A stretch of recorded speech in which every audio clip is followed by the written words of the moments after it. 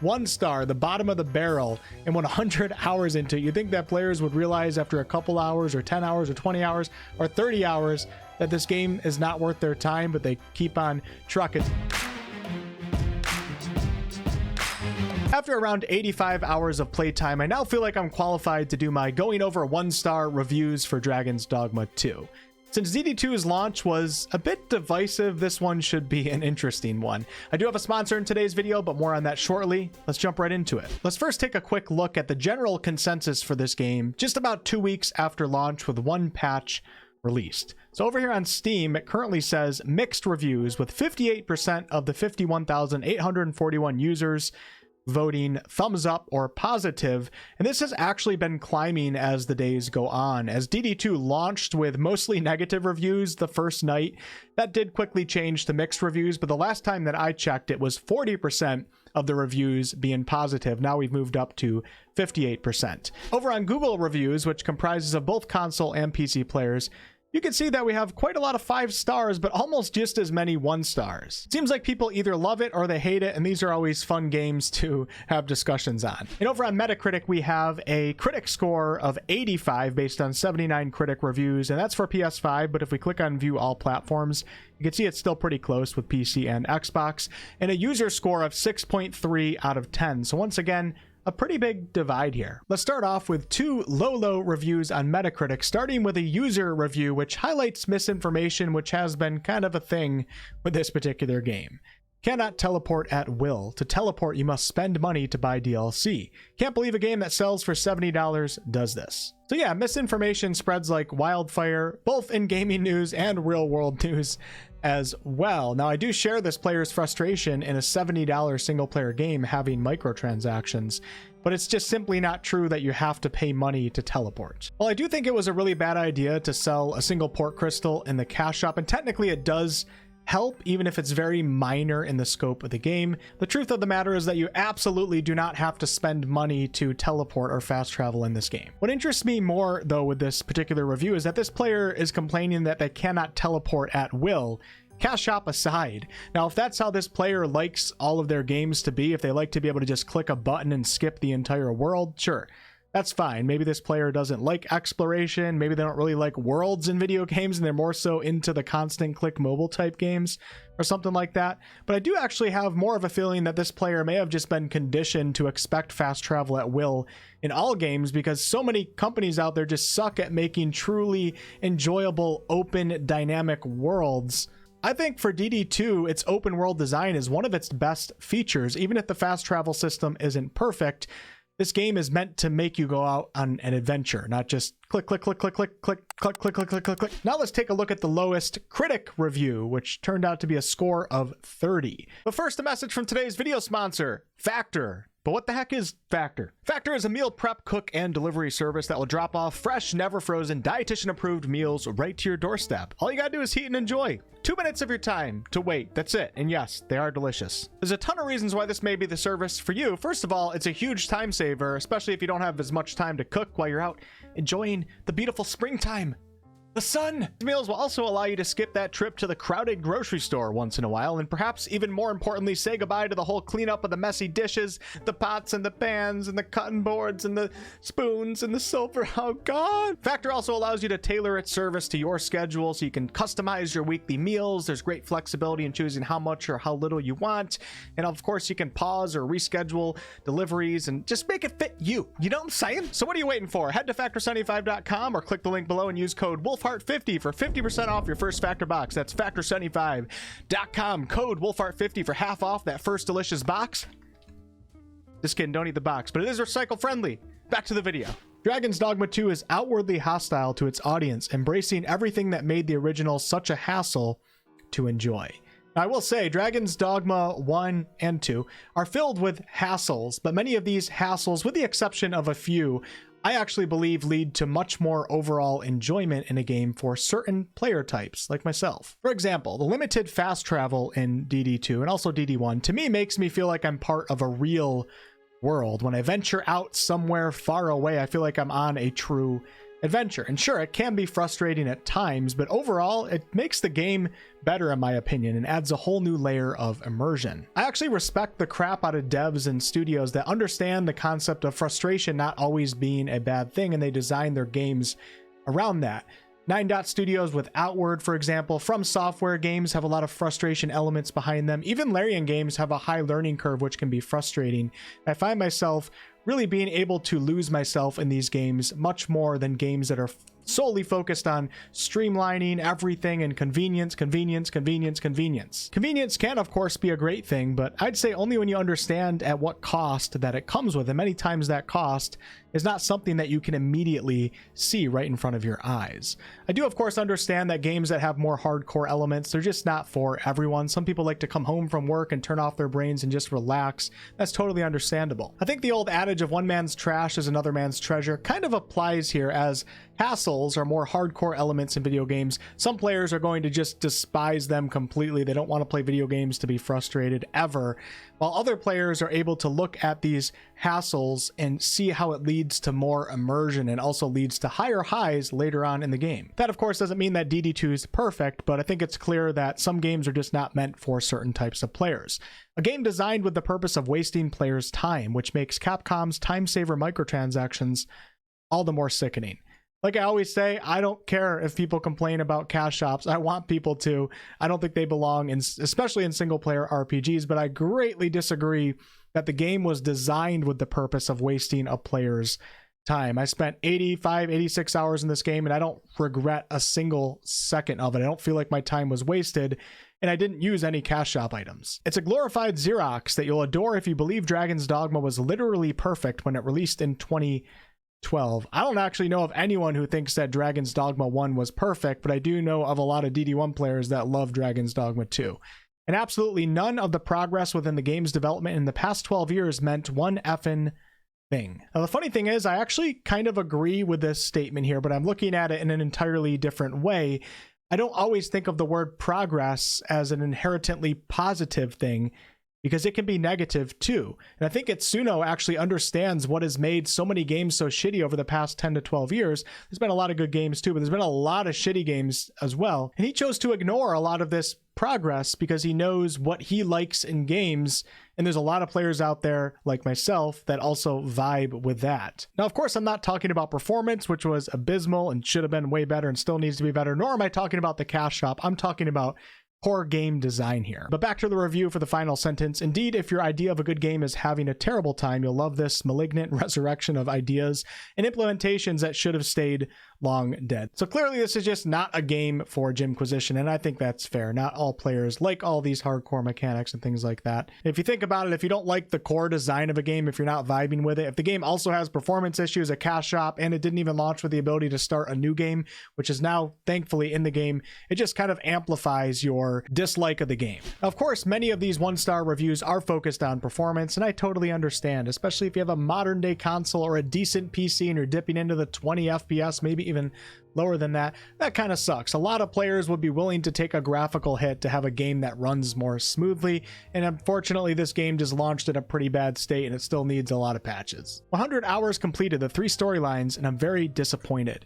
It always amazes me that players are willing to put this much time into something that they rate as literal garbage, like not even a 2 or 3 star, 1 star, the bottom of the barrel, and 100 hours into it. You think that players would realize after a couple hours or 10 hours or 20 hours or 30 hours that this game is not worth their time, but they keep on trucking. This does make me a little bit skeptical though about the review as a whole, at least their rating system or perhaps their thinking process.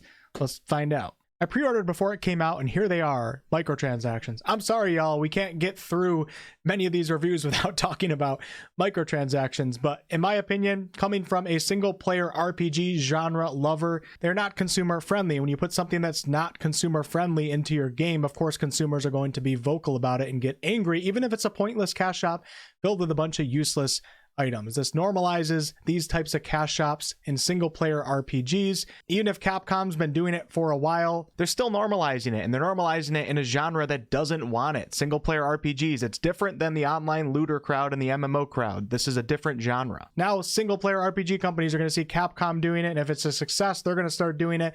And not every company is going to be as nice as Capcom and make the cash shop as pointless and useless as the one in DD2 is. Promise you. They're not going to be. And the integrity of the game is always compromised when you see things like these. A lot of these companies want as much money as they can make. That's how it is. I played the first game, so I know what to expect about dying a lot. Boy, do you die a lot. And what's insane to me is the cash shop having wake stones, not shards, the actual wake stones and rift crystals. Lower levels on Oxcart, I got ambushed my first day and didn't have any revives. I got into a violent orgy with a griffin, goblins, wolves, and I was literally level 2. Now, I think this player just sucks at this game, and they need to pay more attention to game mechanics, or they just need to accept that they're not meant for games that challenge players.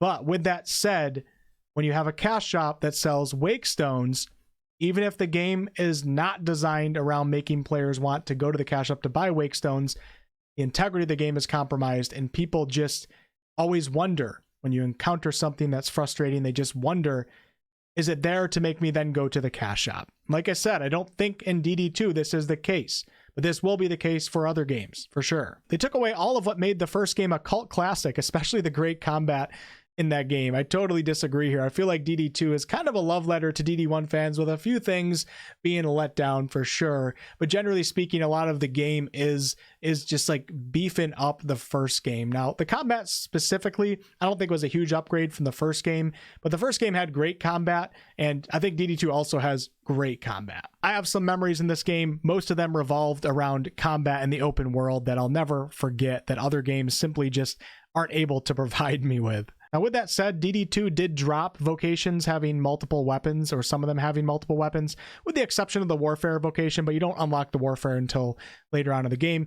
And players who like love the strider or playing the assassin and having the bow as the backup, I can understand, coming to a game where now you can only ever have one single weapon type. I understand that frustration. With that said, I liked all of the vocations that I tried. It was really fun switching to different vocations and really changing up the feel. And I also just think the combat in DD2 was great, just like it was in DD1. They nerfed mages and sorcerers. I haven't played mage or sorcerer yet, so I'm not sure about that. And don't get me started on how pointless the warfare class is. I can understand criticizing the different classes, but it's just like, you obviously were dying a crap ton in the game and you're really upset about that, and then you're talking about an advanced vocation that's advertised as a vocation for players that are, have skill and a lot of in-game knowledge. This is just not meant for you. Don't even talk about it. You don't have to play it. It's one of many vocations. The questing system is the most ridiculously insane thing I've ever experienced in a video game. I don't know whether they thought it adds challenge, but putting quests into a time gimmick is not respectful of players' time. Now, there is a lot of crappy quests in this game. I will admit it. The escort missions, oh my God, they're so bad. I did them for like the first half of the game, but then when you kind of catch on to what they really are, they're so pointless and overused, and a lot of the side quests really aren't that good. I actually liked the main quest overall, but yeah, the questing in this game isn't really top-notch or anything to brag about, so I understand criticism on this. Now, as far as the time gimmick is not being respectful of players' time, this is just going to vary from player to player. I think this is completely subjective here. Personally, I like when games have some timed quests, and not every quest in DD2 is on a timer. In fact, the majority of them are not. I personally like when I get a quest where it says somebody needs help in the woods because they're being attacked, and then I actually have to go help them, because it's more immersive to me knowing that the world is like alive and living like this, as opposed to somebody needs my help and then I come back 35 days later in game and save them from the creature or something like that. So personally, I'm okay with timed quests as long as it's not all of the quest, and I don't mind it in DD2 actually. I think it actually adds to the immersion. Ox carts are stupidly slow, and there's literally no other form of transportation in a companion fantasy RPG game. So 100 hours into the game and you don't know of any other form of transportation in Dragon's Dogma 2? What about fairy stones and port crystals?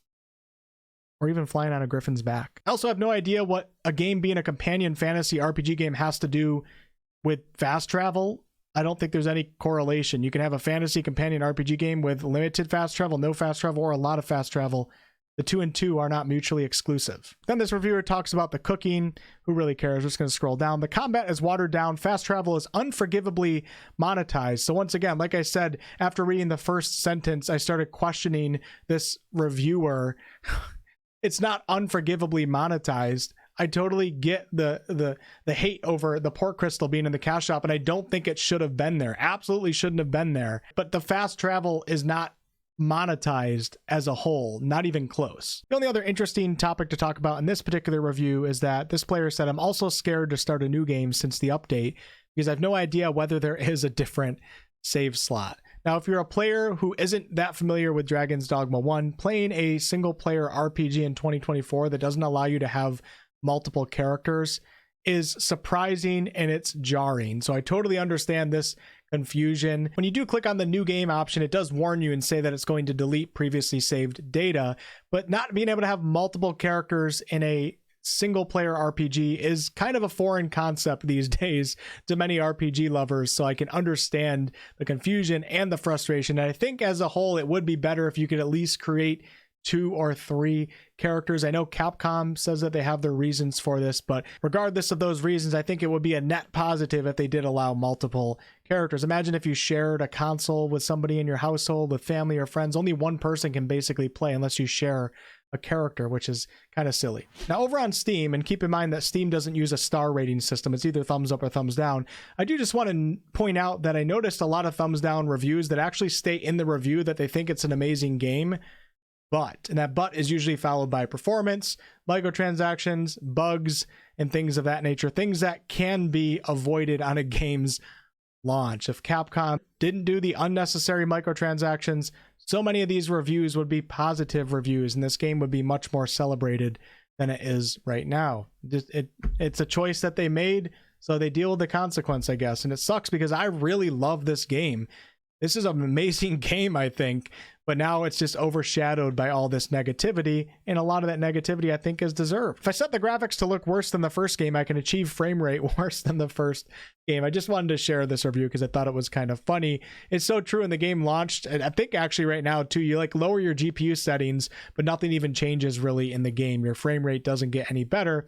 And I think this is due to CPU issues with NPCs in the world. And there's been some players that have actually been killing off NPCs and achieving noticeably improved performance. But pretty sad that you can lower the graphics and the game doesn't get any better. That's something that Capcom has to solve. Of course, then you have the whole anti-cheat, anti-piracy, de novo, and all that stuff. But if you're going to launch a game with third-party software like that, I don't even know if that's what it's called, but if you're going to launch your game with stuff like that, then that's the game that people are buying. So you have to take that into account. So if you release it with de novo and other things and it tanks performance, well, you can't do that then. You have to find either a different way to do it or you don't release it with that stuff because people are paying for the game. And when it comes with de novo and other things like that, if it doesn't run well, that's the game. That's the game. It's actually unbelievable as I scroll down, like the amount of negative reviews that specifically talk about performance or microtransactions and things like that, things that are separate from the core design of the game. I really hope that this has made an impact on Capcom to, you know, solve this stuff in the future. It probably won't, but I really hope that it has, because they have like an amazing game here that a lot of people really, really love, but it's just all negative talk because of stupid things that can be avoided. Once a tidal wave fueled by negativity begins, it's really hard to get it to stop. And then you get all this extra negativity, such as people writing 1-star reviews that are watching others stream it. They're not even playing it themselves. And that's going to be it for this video. I am considering writing up a full review of this game now that I've completed the game. My thoughts have changed a bit on it, but overall I had a great time in Dragon's Dogma 2. There's some things like the open world design and the exploration and the combat, and even the pawn system, although it does have some problems, I think are just above and beyond so many other games. And these aspects of the game overpower some of the more negative aspects, like some of the quest design, some of the reactivity in the game. Although there is player agency in affecting how things turn out, the reactivity of NPCs when you do things. I killed I killed the queen in front of the queen's son and nothing happened at all. Nothing. But thank you guys so much for watching. I understand that this video is going to be a little bit more controversial than games that I cover the 1-star reviews on that are generally really well loved by most of the public, but I don't care. If you guys are watching me, I always just want to be honest and give you guys my thoughts, so it is what it is. And thank you to Factor for sponsoring this video. I appreciate them, and I appreciate you. Catch you on the next one.